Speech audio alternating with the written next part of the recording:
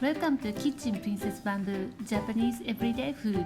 Today, I will be making red bean soup, in Japanese, Zenzai. Red bean is used to so many kinds of Japanese sweets as I shown in the previous video. Red bean soup is the most simple way to enjoy red bean and usually eat on a cold winter day during the new year. It is so hearty and so comfortable. Let's get started.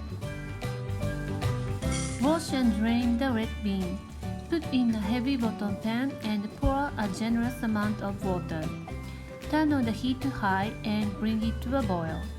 Drain and wash the bean and the pot. This step removes bitterness from the skin. Pour a generous amount of water again and turn the heat to high. When it comes to a boil, turn the heat to low and put the lid on. Add some water every 15 to 20 minutes. When it becomes completely soft, turn off the heat. It will take about an hour. Add sugar and kuromame if you have left over from osechi. Bring it to a boil. Add salt to enhance the sweetness.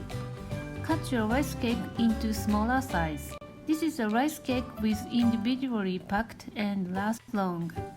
Bake in an oven toaster or grill until getting puffed and toasty outside.